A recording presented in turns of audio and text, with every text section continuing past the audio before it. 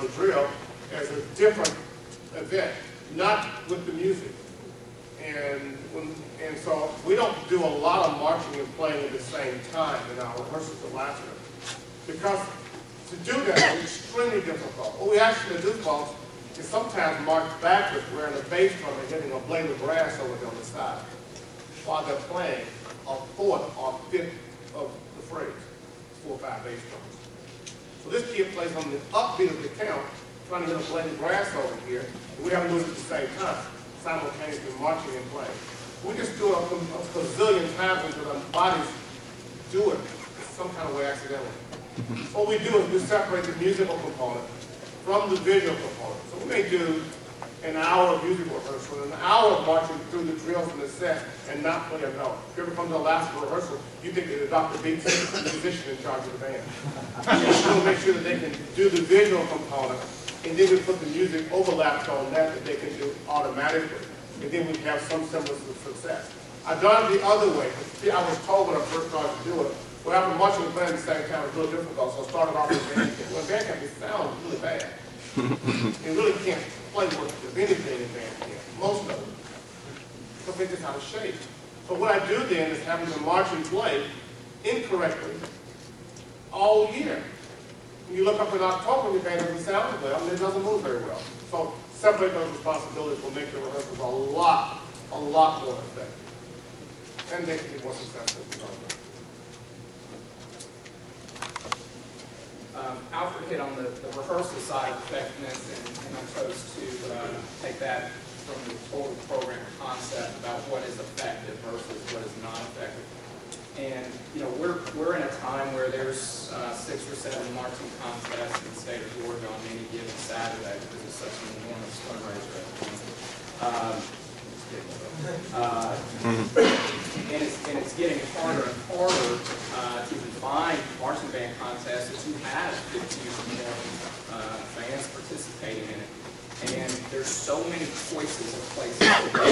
And a lot of the contests out there, to be honest with you, are in it from a business standpoint now, where it's really about giving one. You feel good, hey, you got one, you feel good, you're effective, everything's good, you know, surrounding things by God, and we're good. Our administrators are happy with this, we made it one, parents are happy, we made it one, but is that really effective? And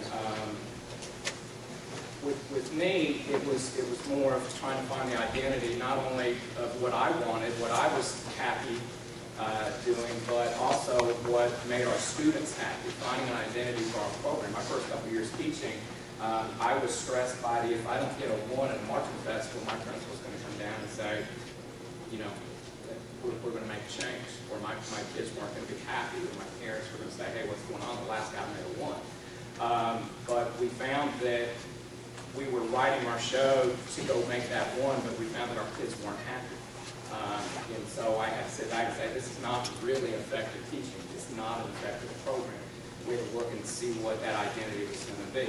As a director, I had to think back about what I like. This is something we've got to do for 4 or 5 months. And in some programs, it's almost a year-round thing where as soon as they finish the 1 year, they're planning for the next year.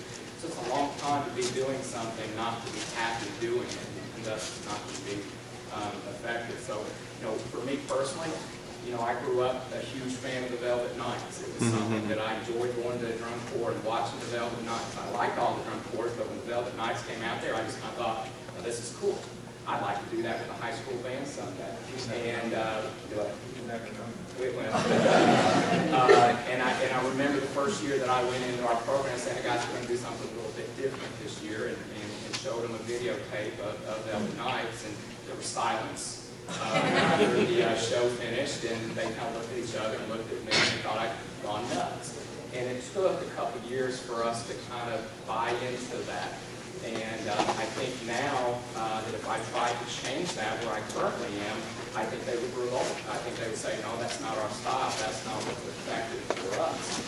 And you know, the fact of the matter is, any given weekend, any given contest with any given judging panel, do we really want them to identify whether you're an effective program?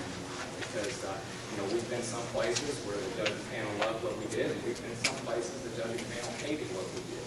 And but hopefully, when kids buy into it, it's going to be effective for them. strengths and staying away from our weaknesses. It's easier said than done. We do that at the concert band, season also. Not featuring the piece that, is big on French horns if we don't have the French horns. Same thing with marching band.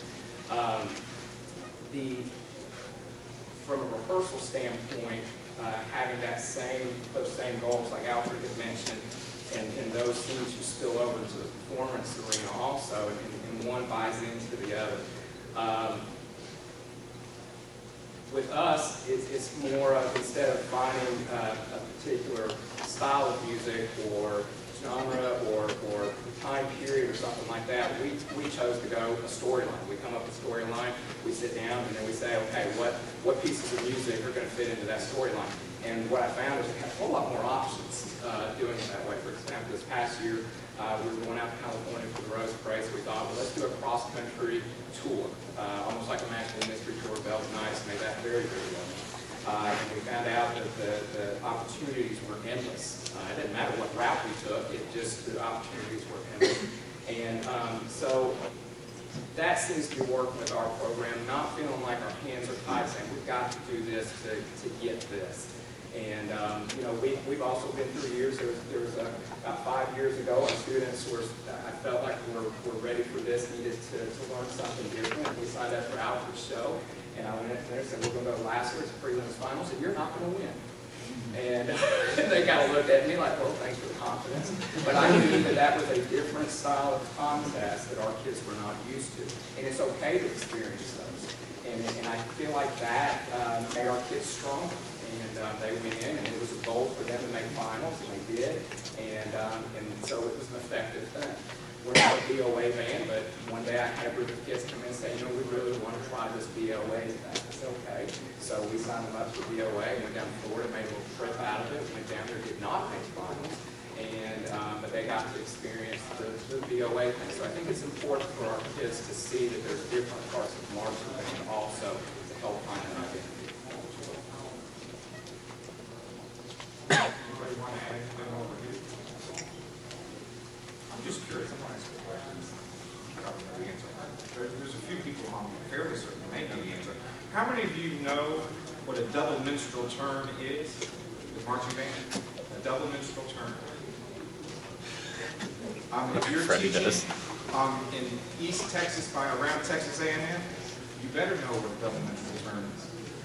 Because that's the style of marching you're going to be doing in that area of the country. That's what effective marching band is all about. You better know where you are. I graduated high school in a school that did military marching band. That was our style. We played 4 marches my senior year of the marching contest. And I can still hear my band director saying, I can't hear the clarinet part. I can still hear them. Playing Washington Great is coming out of Minnesota. Just depends on where you are and what you're doing. Effective is a relative term, and it really is. And you need to find what you're comfortable with. Now, to me, that may be the most important part, is that each of us has to find our identity and what we're comfortable with. There's room, I believe, in the marching band world for what I've been doing and for what Alfred's been doing, for what Neil's been doing, and for what other people are doing. I think there's room for all of us in the marching band world. We can make it work. I was stuck in 1978 because that's what I knew. And about 6 years ago, I think it was about 6 years ago, I decided as a band director I needed to update myself. That was after 27 years of teaching, that I needed to get a little bit more modern in what I was doing. And I spent a week with the Cavaliers at the BOA Summer Symposium, and came home and told my kids, we were going to change what we were doing. And I found a cheap drill rider, because I was in the poor area. We can't afford an expensive guy, but I found a guy who would write a show for me. He charged me $800 for 2